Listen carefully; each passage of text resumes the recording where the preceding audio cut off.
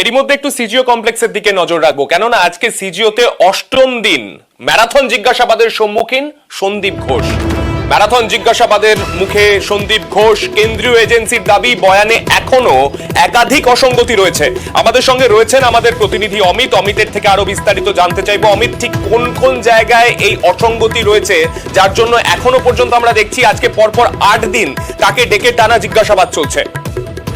আজকে অষ্টমতম দিন সন্দীপ ঘোষ, যিনি প্রাক্তন প্রিন্সিপাল অধ্যক্ষ আজিকর মেডিকেল কলেজে, তিনি কিছুক্ষণ আগে সিবিআই দপ্তরে আবারও হাজিরা দিয়েছেন এবং গতকাল তাকে শিয়ালদা কোর্টে নিয়ে যাওয়া হয়েছিল পলিগ্রাফ টেস্ট তার করাতে চাইছে সিবিআই তার সম্মতি আদায়ের জন্য, এবং সূত্রের দাবি সম্মতি শুনতে পাওয়া গিয়েছে।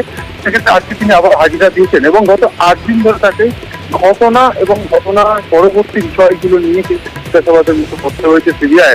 শুধু সন্দীপ ঘোষ নন, সন্দীপ ঘোষের অন্যান্য যারা সহকর্মী অর্থাৎ অ্যাসিস্ট্যান্ট সুপার বা যিনি বিভাগীয় প্রধান ছিলেন তাদের জিজ্ঞাসাবাদ করা হয়েছে, গাড়ি চালককে জিজ্ঞাসাবাদ করা হয়েছে। সেই সমস্ত তথ্য প্রমাণ যা যা এখনো পর্যন্ত এসছে সিবিআই আধিকারিকদের হাতে, সেই সমস্ত তথ্য এবং সন্দীপের বয়ান খতিয়ে দেখে বেশ কিছু জায়গা কিন্তু এখনো পর্যন্ত ধোঁয়াশা রয়ে গিয়েছে।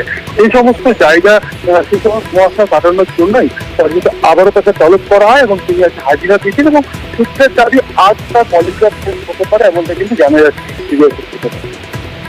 বেশ, ধন্যবাদ অমিত।